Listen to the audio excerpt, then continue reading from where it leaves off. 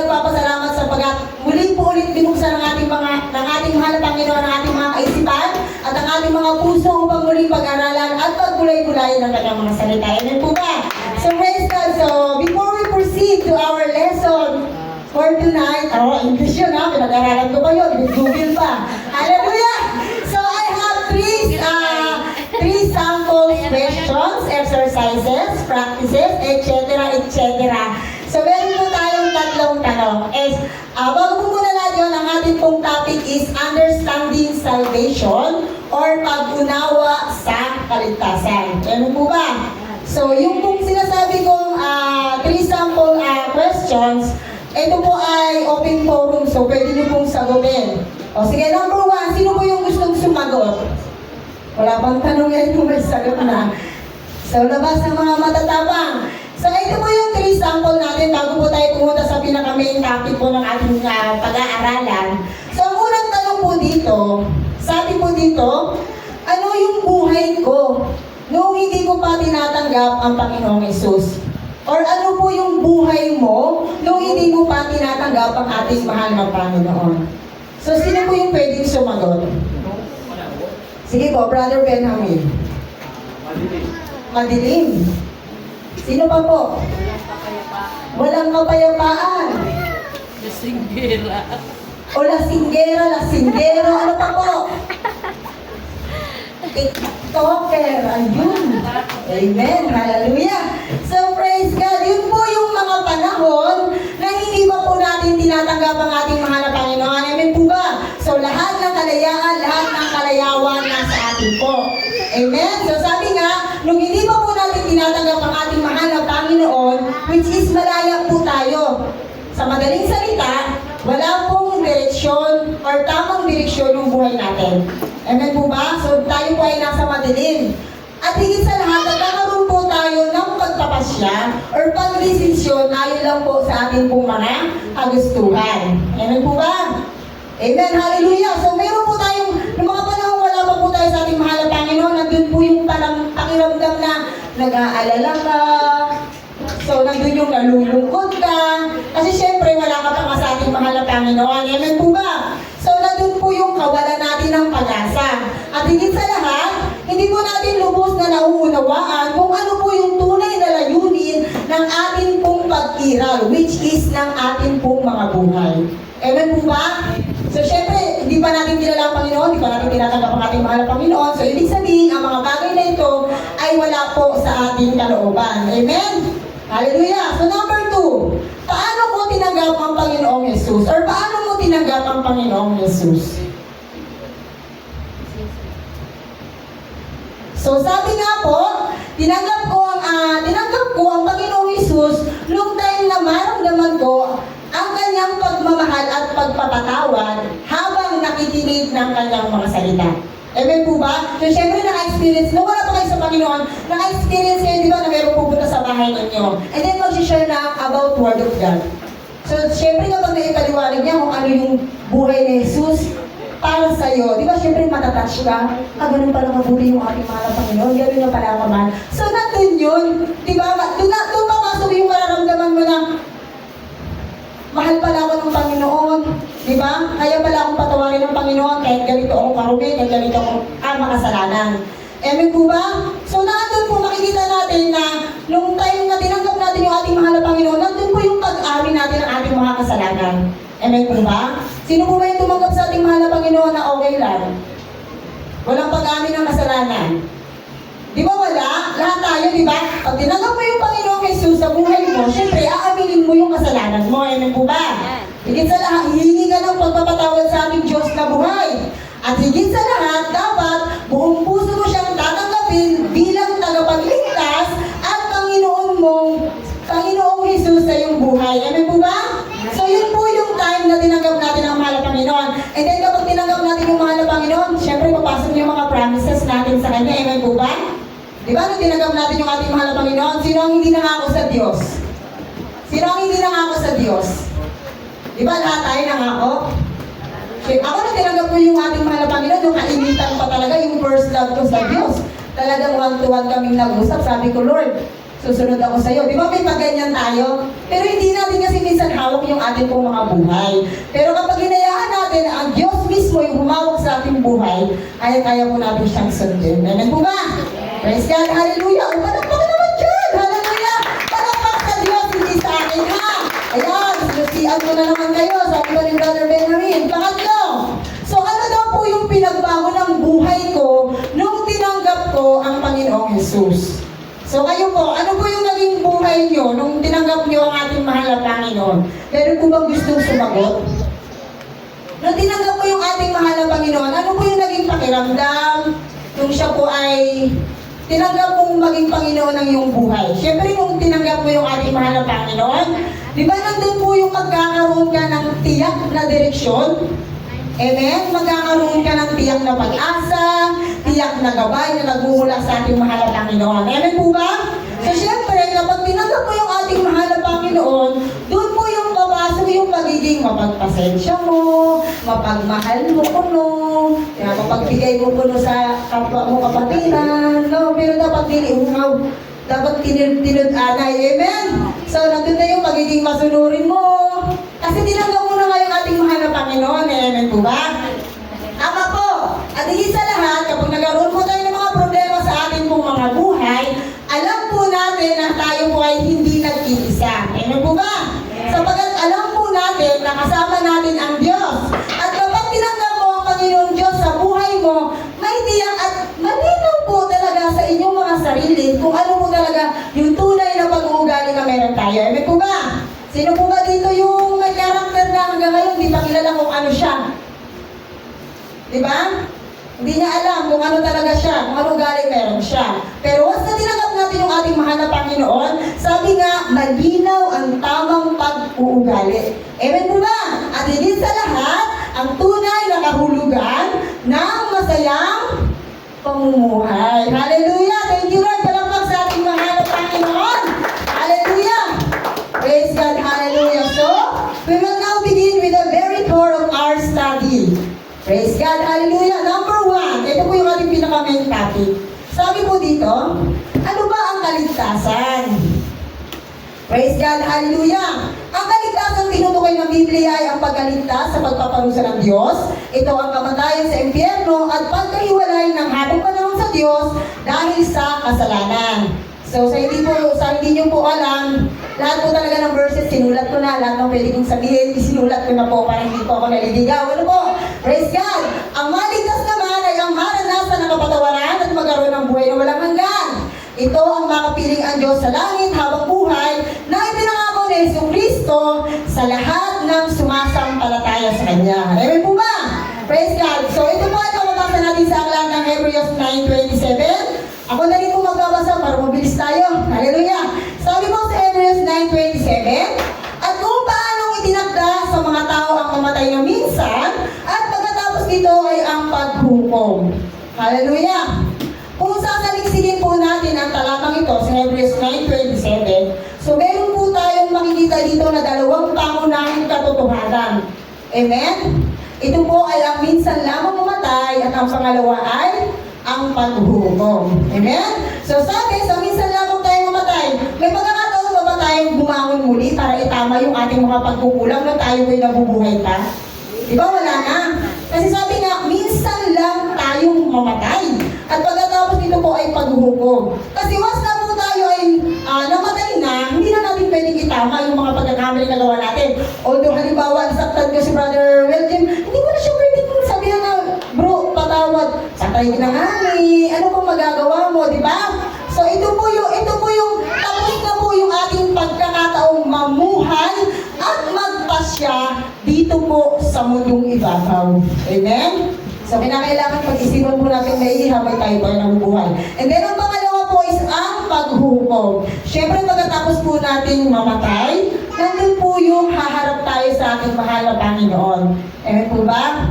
So, haharap tayo sa ating mahal na Panginoon upang sagutin lahat ng ginawa natin at pinili natin nung tayo po ay nandito pa sa mundong ito. Amen po ba? Ang ikalawang kamatayan, ito po yung pananagutan natin. Amen? Pananagutan natin sa ating mahal na Panginoon. Pagpapasya kung saan po at kung ano po yung ipinili natin, kung saan tayo mamumuhay magpakailanman. Amen po ba? Mananatili magpakailanman. Ito po yung sa ikalawang kamatayan. Amen? So, ibig sabihin, kapag ikaw ay namatay nang hindi ka nakakahingi ng patawad sa ating mahal na Panginoon, dumating yung paghukom. So, nandun na po yung pananagutan mo at pagpapasya kung saan ako mananatili magpakailanman. Amen po ba? Praise God, hallelujah! Basahin po natin ang aklat ng Revelation 21, verse 7 to 8. Ang sabi po dito, ang matagumpay ay magmamana ng mga bagay na ito, at ako'y magiging Diyos niya, at siya ay magiging anak ko. Verse 8, ngunit sa mga duwag, at sa mga hindi mananampalataya, at sa mga kasublam-sublam, at sa mga mamamatay tao, at sa mga mapakiapid, at sa mga magagaway, at sa mga mapagsamba sa Diyos-Diyosan, at sa lahat ng mga sinungaling, ang kanilang bahagi ay sa dagat-dagatang nagdininas sa apoy ng asupre at asupre na siyang ikalawang kamatayan. Hallelujah! Praise God! So, nakakatakot po. Kasi kung ibubuod po natin ang talatang 7 to 8, so meron po tayong dalawang talata na dalawang pagpipilian at kakahinatnan. Ayun po ba? So, dito po sa verse 7, ang makikita po natin dito is pananampalataya at katapatan, which is buhay na walang hanggan, pagiging anak ng Diyos at kagalakan. Amen po ba? So, kung pag-aaralan mo yung verse 7, nandun po talaga yung ating pong pananampalataya, ang pananampalataya po at ang katapatan. Amen po ba? Buhay na walang hanggan, pagiging anak ng Diyos at ang kagalakan. And then sa verse 8, kung ibubuod po natin ito at pag-aaralan natin mabuti, ang sabi dito, ito ay pumapaloob po sa pagtanggi at kasalanan. Pagtanggi, which is paghihiwalay mo sa Diyos. At ang pangalawa po is ang kamatayan. So, sobrang nakakatakot. Amen po ba? So, yun po yung understanding salvation or pag-unawa po natin sa kaligtasan. So, last verse, Romans 6:23, ang sabi po dito, sapagkat ang kabayaran ng kasalanan ay kamatayan, datapwat ang kaloob na walang bayad ng Diyos ay buhay na walang hanggan kay Kristo Jesus na Panginoon natin. Amen po ba? So, dito po ipinapakita sa talatang ito yung dalawang landas na pwede po rin natin kahinatnan. Which is, ito po yung landas po ng kasalanan. Nagtatapos po ito sa kamatayan at paghiwalay natin sa Diyos. Amen po ba? At ang pangalawa naman po ay ang landas po ng biyaya o sa mga salita pa sa labas, grasya sa Ginoo. Amen? Hallelujah! Yung biyaya, ito po yung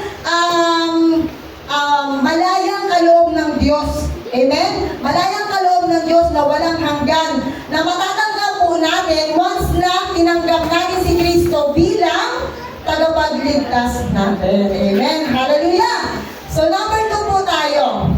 Dito po ang tanong ay, sino ang nagsimula ng kaligtasan?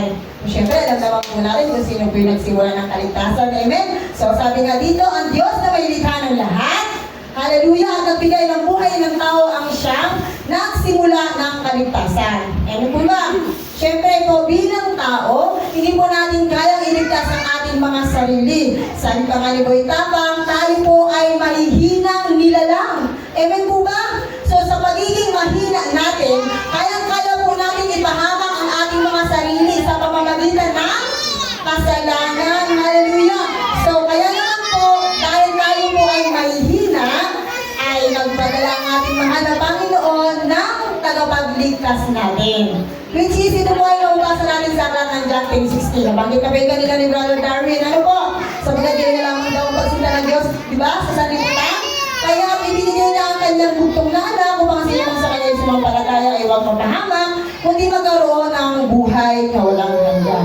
Amen po ba?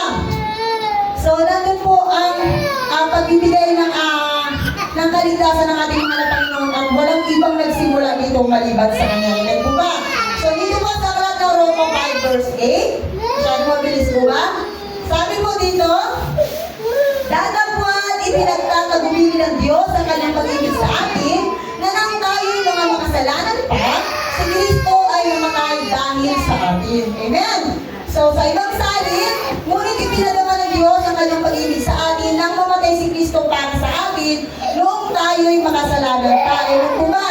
So, ibig sabihin, kung babasahin po natin maigi at pag-aaralan ng salita ng ating mahal na Panginoon, ito po yung pinakadakilang katotohanan po na ipinakikita ng ating mahal na Panginoon, na tayo po ay noon pa man mahal na tayo ng ating mahal na Panginoon. Amen po ba? So, hindi ka pa ibinanganak, hindi ka pa nakikilala ng Diyos, hindi ka pa lumalapit sa Diyos, mahal ka na ng Diyos. Kahit ikaw pa yung pinakamalayong nilalang, mahal na mahal ka ng Panginoon. Amen? Hindi ka niya minahal kasi magaling ka. Hindi ka niya minahal kasi mabait ka. Minahal tayo ng Diyos sapagkat ang Diyos ay pag-ibig. Amen po ba? Palakpak sa ating mahal na Panginoon. Hallelujah! Sabi nga, ang pagkamatay ni Kristo ang pinakamatibay na patunay na hindi na tayo kayang iiwan. Amen? So magpapakamatay ba naman sa krus ng ating mahal na Panginoong Isus kung hindi tayo mahal? Diba? So mahal. So nandun po, pinakadakilang katotohanan na mahal tayo ng Diyos. Di pa man natin siya kilala, di man niya tayo kilala. So mahal tayo ng ating mahal na Panginoon. Hindi niya tayo itataboy sapagkat ang nais ng ating mahal na Panginoon ay tayo ay yakapin at iligtas. Amen? Iligtas at yakapin na bilang kanyang mga anak. Hallelujah, glory to God. Number 3. Sabi dito, ano ang tunay na kalagayan ng tao? Praise God. So, ang Biblia na nagsasabi na ang lahat ng tao ay makasalanan. Amen po ba? Lahat tayo ay makasalanan. Patay po yung ating pong buhay espiritual at sira po yung ating relasyon sa ating mahal na Diyos. Amen po ba? Katulad na nabanggit ko kanina, mahina po tayo, hindi natin kayang baguhin ang ating mga sarili. Hindi natin kayang iligtas ang ating mga sarili. Amen? Dahil nga, ang tunay na kalagayan ng tao, mababasa po natin sa aklat ng Roma 3:10 hanggang 11, di ba ang sabi doon? Walang gano'n na sulat, walang matuwid, wala kahit isa. Amen? So, walang nakatatalastas, walang humahanap sa Diyos. Hallelujah! So, ibig sabihin lamang po, walang sino man, hallelujah, ang nakatutugon sa perfectong pamantayan ng kabanalan ng Diyos. So, ibig sabihin, wala po talaga, di po talaga tayo pwede tulad sa ating mga Panginoon. Amen po ba? So, wala rin po tayong sapagkat tayo pong lahat ay nagugulang, tayo pong lahat ay nagkakasala. So, isa man sa atin, wala po pwedeng magsabi, na siya ay karapat-dapat sa harapan ng ating mahal na Panginoon. Sapagkat tayong lahat ay pantay-pantay, tayong lahat ay nasa ilalim ng kapangyarihan ng kasalanan. Hallelujah! So, malinaw po, hindi tayo perfecto, tayo po lahat ay makasalanan. Pero hindi naman po porke tayo may kasalanan, wala na po tayong rights na lumapit sa ating mahal na Panginoon. Hindi po yun ganon. So, sabi nga po sa Roma 3:23, sapagkat ang lahat ay nagkasala nga at hindi nagkaabot sa kaluwalhatian ng Diyos. Hallelujah! Praise God! Dahil sa ating po mga kasalanan, hindi natin talaga kayang maabot ang ating mahal na Panginoon. Amen po ba?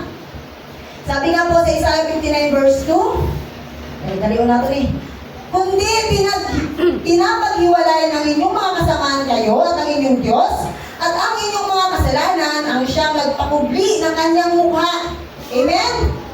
Sa inyo, sa atin, upang siya po ay hindi makarinig. Amen? Sa ibang salin, ngunit ang sala mo ang siyang nagiging dahilan kaya hindi marinig ang dalangin mo at siya rin ang naglalayo sa inyo, naglalayo sa ating mahal na Panginoon. Amen po ba? So yun po yung kalagayan natin bilang isang tao. Amen? So minsan dito papasok sa 59 verse 2 Minsan mapapaisip ka, let's say example, nagkaroon tayo ng mga prayer. Nag-pray ka. Ibinulog mo sa ating mahal na Panginoon yung hinihingi mo. Ang tagal-tagal na. Nagsisimba ka naman every Sunday, nightly ka naman umattend ng devotion, pero yung prayer mo is no answer pa rin. Hindi sinasagot ni Lord. Magtatanong ka, Lord, bakit ang tagal-tagal na hindi mo pa rin binibigay yung prayer mo sa'yo?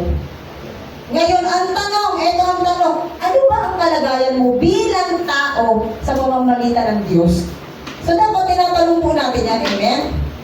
So, bakit kailangan mong questionin si Lord na, Lord, ilang years ko na hutong inihingi sa'yo, bakit hindi mo pa binibigay sa akin? Ngayon, kung babalik ka rin naman, ikaw naman ang tanongin ni Lord, ano ang kalagayan mo bilang tao sa pamamagitan ko? O, di ba? Di ba nakakahiya yun? Grabe ka mga question, Lord. Ang tagal na yung hinihingi ko. Yung Fortuner ko, murag pila na tumatuig. Ang tagal ko ay pa. Oh, ano ba communication mo sa Diyos? Wala, di ba? Oh, so minsan, akala natin, forget nagsisimba ka, forget ganito. So, minsan may mga prayers naman po talaga tayong tinutugon ni Lord. Amen po? Sabagat ang Diyos natin, talaga naman po pagmahal yan. Wala namang hinihindihan ng Diyos. Pero minsan, dapat matuto po tayo siyasatin po yung ating pong mga sarili. Kung ano po talaga yung tunay nating kalagayan bilang tao sa Diyos. Amen po ba? Dapat alam po natin yon. Amen. Palakpak sa ating mahal na Panginoon. Hallelujah! Number 4. Sabi dito, sino ang makakatulong sa Diyos? Sa number 3, ano po ang tunay na kalagayan ng tao? Number 4, sino daw po ang makakatulong sa tao? Amen? So sabi dito, ipinagkaloob ng Diyos ang kanyang nag-iisang anak na si Jesus. Siya lamang ang maaari ng loob na makakatulong sa tao para sa kapatawaran ng kasalanan. Siya lamang ang walang kasalanan na may katangian na tumubos at magbayad sa kasalanan ng buong liputan habang panahon. Amen. Hallelujah. So wala pong iba. Wala po tayong ibang pwedeng lapitan. Hindi po pwedeng lapitan sa lupa pag ako may mga ganito ganyan. Sa Diyos ka talaga lalapit. Amen?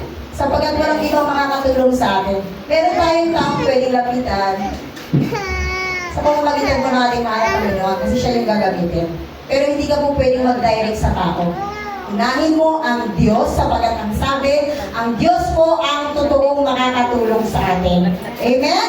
Kung babasahin po natin ang Roma 3:25, ang sabi po dito, na siya ang inilagay ng Diyos na maging pampalubag loob sa pamamagitan ng pananampalataya ng kanyang dugo. Amen? Upang maipakilala ang kanyang katwiran dahil sa hindi pagpansin sa mga kasalanan na nagawa ng nagdaang panahon sa pagpapahinuhod ng Diyos. Malinaw po? So kung ibubuod po natin, ipinapakita po dito kung ano po yung, ipinapakita po dito yung perfectong pagsasama ng katarungan at ng awa ng Diyos. Ano po ba? Hallelujah! So doon po pumapasok lahat. Kasi kung ibubuod natin at pag-aaral ang maigi, so katarungan po at awa ang ibigay sa atin ng ating mahal na Panginoon. Ano po ba? So kung babasahin po natin ang aklat ng 2 Corinthians 5:21, ang sabi po dito, yaong hindi nakikilala ng kasalanan ay kanyang inaring may sala dahil sa atin, upang tayo maging sa kanya ay katwiran ng Diyos. Sa ibang salin, hindi nagkasala si Kristo, ngunit dahil sa akin, siya ay ibinilang ng makasalanan upang makipag-isa tayo sa kanya at mapabanal sa harapan ng Diyos sa pamamagitan niya. Ni Jesus. Amen po ba? So, purihin ang ating mahal na Panginoon. Palakpak po! Malinaw po na ipinapakita na wala pong ibang makakatulong sa tao or sa atin, kundi ang ating mahal na Panginoon sa pamamagitan po ni Kristo Jesus. Amen? Tayo po yung nagkasala, pero si Jesus po yung nagbayad. Si Jesus po yung matuwid, pero sino ang nakinabang? Tayo pong mga tao. So, hindi sabihin, wala pong ibang makakatulong sa atin kundi ang ating mahal na Panginoong Jesus. Amen? Hallelujah! Ng ating Diyos sa pamamagitan ng ating mahal na Panginoong Jesus. Hallelujah! So, number 5 po tayo. Hanggang pitong question po ito ha. Number 5. Gaano kahalaga ang ginawa ni Jesus sa krus para sa atin? Sige po. Pwede po kayong sumagot. Para dili lang ako magsigilaw-ilaw. Gaano daw po kahalaga ang ginawa ni Jesus sa krus para sa atin? Praise God, hallelujah! Sapagkat ang pagkamatay ng Panginoon sa Kristo sa krus ay naging sapat na hain para sa atin, amen? Para sa kapatawaran po ng ating pong mga kasalanan. Amen? At ito rin po yung muling nagbuo ng nasira nating relasyon sa ating Diyos na buhay. Hallelujah! So kung babasahin po natin ang aklat ng Hebrews 9 verse 10, sa kaloobang yaon tayo ay pinapaging banal sa pamamagitan ng paghahandog ng katawan ni Kristo na minsan magpakailanman. Hallelujah! Sa ibang salin at dahil sa kanyang pagsunod sa kalooban ng Diyos, nilinis tayo ni Jesucristo sa ating mga kasalanan sa pamamagitan ng minsang paghahandog ng kanyang sarili at iyo'y sapat na. Amen. So napakalaki po at napakahalaga po talaga na ginawa ng ating mahal na Panginoon. Amen. Hallelujah. Mahalaga po yung ginawa ng ating mahal na Jesus sa ating mga buhay. Amen. Sapagat tayo po ay nilinis sa ating mga kasalanan. Amen. So, ginawa yun ng ating mahal na Panginoon para tayo linisin, para tayo iligtas. So, wala na pong ibang pwede pang mag-alay. Amen? So, wala na pong iba. Wala na po dapat na maghandog pa. Wala na pong ibang dapat magsakripisyo. Kasi ginawa na nga po yun ng ating mahal na Panginoong Jesus para po sa atin. Amen? Para po tayo ligtas, para po tayo ay linisin. Amen? Sabi nga ang ginawa ni Jesus ay sapat na para sa lahat ng panahon. Para sa lahat ng kasalanan ng sinumang sumasampalataya sa Kanya. Amen? Palakpak po sa ating Diyos na buhay. Last verse, 1 Timothy 2 verse 5, ang sabi po dito, sapagkat may isang Diyos, amen? At may isang tagapamagitan sa Diyos at sa tao, amen?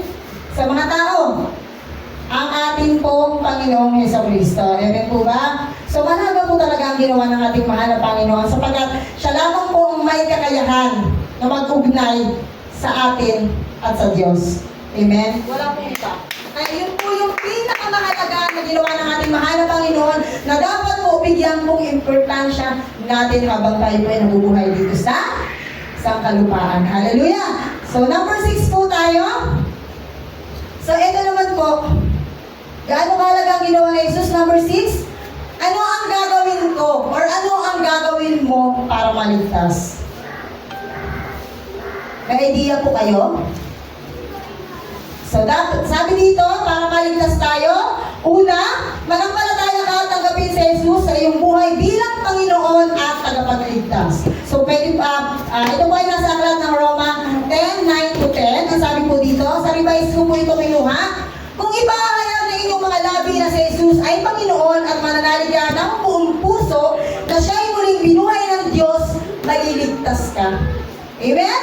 Verse 10, sapagkat nananalig ang tao sa pamamagitan ng kanyang puso, sa gayoy na pawawalang sala, at ang pagpapahayag sa pamamagitan ng kanyang mga labi, at sa gayoy naliligtas. Amen? Hallelujah! So yun po yung dapat natin gawin. Manampalataya ka at tanggapin natin si Jesucristo sa ating pong mga buhay bilang Panginoon at tagapagligtas. Hallelujah! Pangalawa, pagsisihan mo at iwanan ang lahat ng mga nagawang pagkakasala mula noon hanggang ngayon. So ito naman po ay nasa aklat ng 1 John 1 verse 9. Ang sabi po dito, kung ipinahayag natin ang ating mga kasalanan, ay tapat at banal siya na tayo'y patatawarin sa ating mga kasalanan at tayo'y lilinisin sa lahat ng kaliguan. Hallelujah. So yun po yung ating pong pangatlo. Pagsisihan mo ang inyong mga kasalanan at iwanan po ito.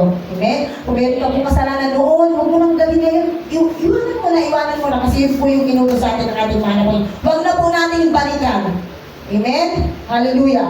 So pangatlo, tanggapin mo, ano gagawin mo para ikaw ay maligtas or tayo ay maligtas? Tanggapin mo ng may pananampalataya ang kaligtasan at kapatawaran na isang biyaya o regalo. Amen? Nagaling po sa ating Diyos na buhay. So ito po ay sa aklat ng Efeso 2, 8 verse 9. Ang sabi dito, sapagkat sa biyaya kayo nangaligtas sa pamamagitan ng pananampalataya at ito'y hindi sa inyong sarili. Ito'y kaloob ng Diyos. Hallelujah! Purihin ang ating mahal na Panginoon. Verse 9, hindi sa pamamagitan ng mga gawa upang ang sino man sa atin ay huwag magpapuri. Amen? Hallelujah! Kung ibubuod po natin ang aklat or ang talatang ito, so dito po ang kaligtasan ay libreng regalo mula sa ating mahal na Panginoong Diyos. Amen po ba? So tinatanggap sa pamamagitan ng pagtitiwala kay Jesucristo. Amen? So tinanggap natin ito sa ating pong mahal na Jesus na may pagtitiwala. Amen? So ibig sabihin, hindi na ito nakukuha ng ating pong sariling mga gawa. Amen? So kaya walang sino man ang pwede pong maipagmamalaki. Amen? So Diyos lang po ang pwedeng magmalaki sa atin. Tayo po hindi. Amen? Hallelujah! Pangapat, ano ang gagawin ko para ako ay maligtas? Panatilihin mong maayos ang relasyon mo sa Diyos, mabuhay ka sa kanyang kalooban at sundin ang kanyang mga salita. Amen po ba? Sapagat ito po ang dapat na maging resulta ng pagtanggap natin kay Jesus bilang Panginoon at tagapagligtas natin. So ito po ay sa aklat ng 1 John 5 verse 3. Sabi dito, sapagat ito ang pag-ibig sa Diyos mabigat. Mabigat ba ang utos ng ating mahal na Panginoon? Mabigat po? Hindi naman po talaga mabigat eh. Kaya lang naman po nagiging mabigat para sa ating mga tao o para sa ating mga katawang lupa kasi kinukontra natin siya. Kaya parang ang bigat-bigat. Amen po ba?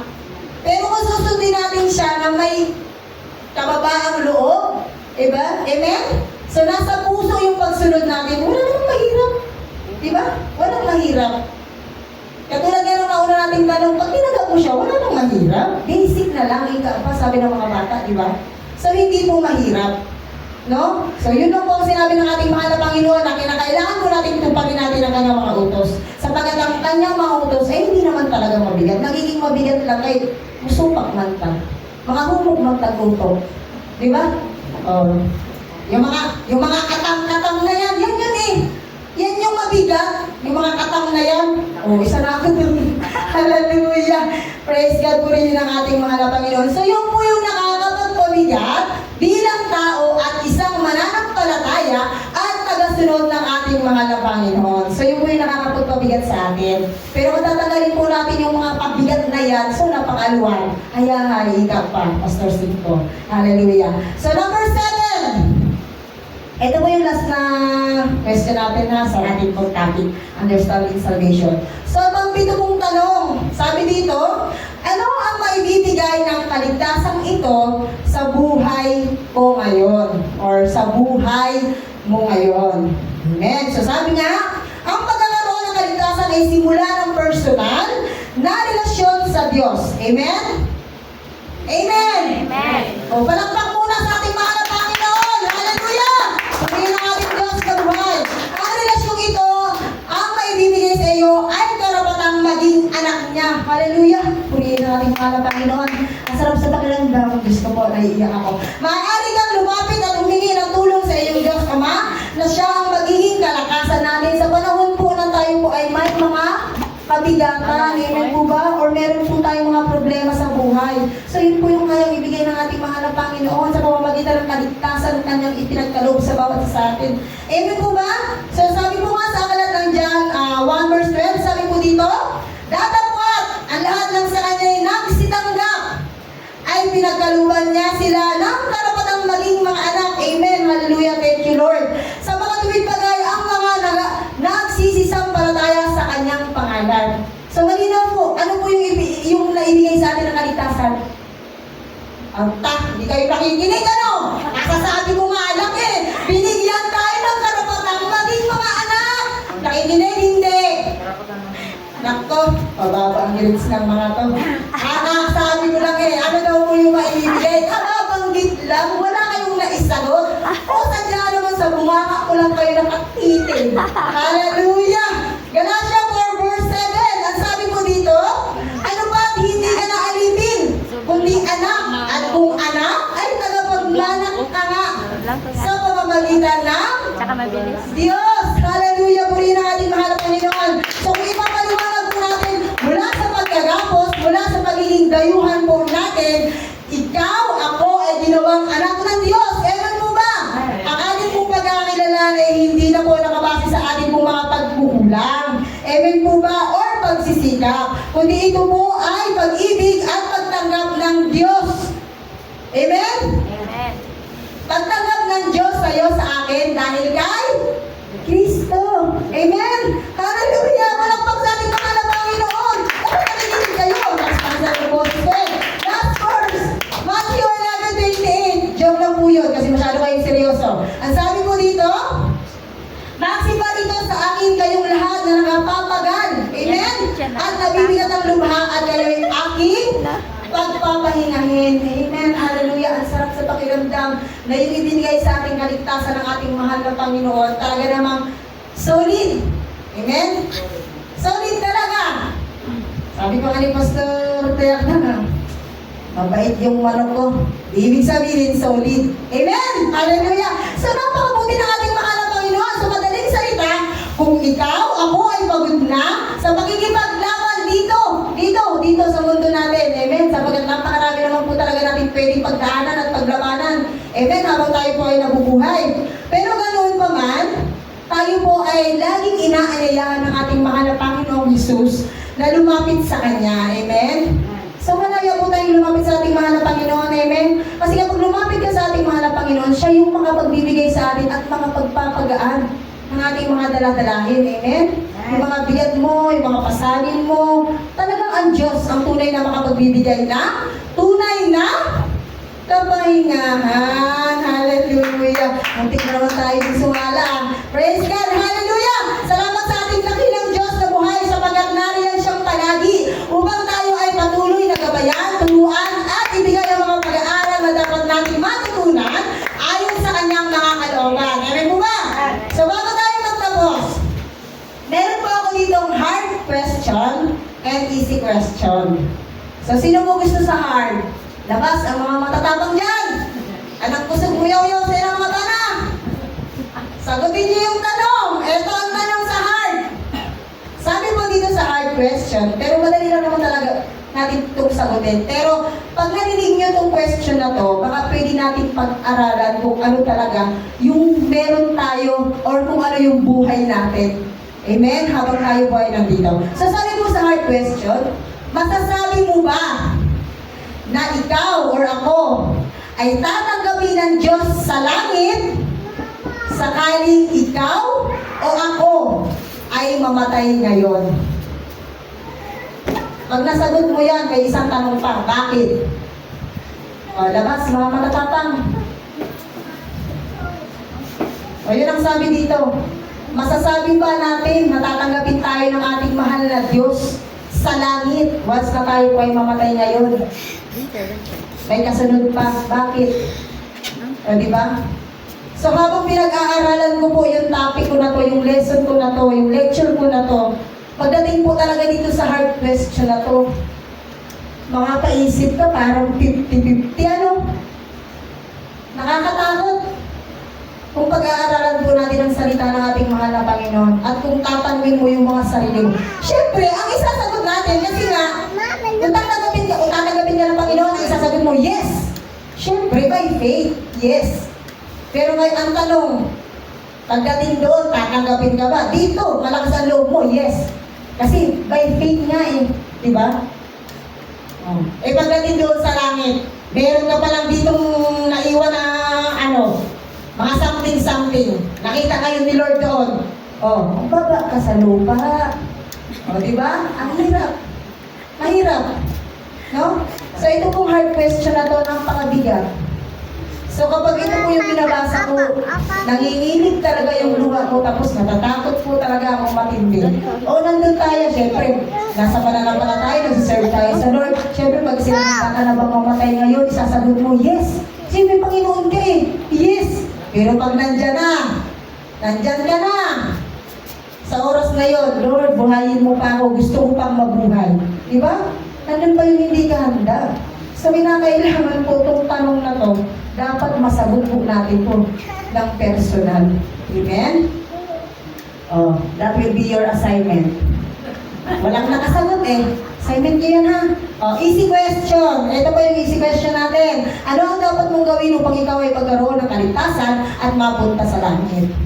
So, syempre, basic na po yan kasi sa number 6 po, natalakay na po natin yan, di ba? Nakalagay dito, ano ang gagawin mo upang maligtas. So, nandun na po yung 4. So, basic nga kaya nga easy. So, kaya po natin sagutin kasi nandito po yung pinag-aralan natin. So, babalikan lang po natin. Amen? So, doon po tayo sa hard question, nakatutok. Hallelujah. Praise God. Hallelujah. Malambag sa ating Diyos na buhay. Hallelujah. Hallelujah. Hallelujah. Hindi po kayo tinatakot. Amen?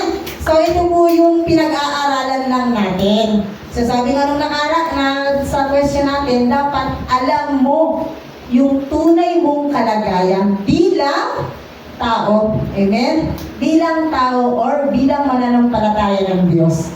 Hallelujah! Salamat sa ating dakilang Diyos na buhay. Purihin ang ating mahal na Panginoon sa kanyang mga salita na kung saan ibinahagi sa atin po sa gabi nito. Maraming pong salamat sa Diyos po ang kapurihan at ibinabalikan po sa ating pong worship leader. Hallelujah!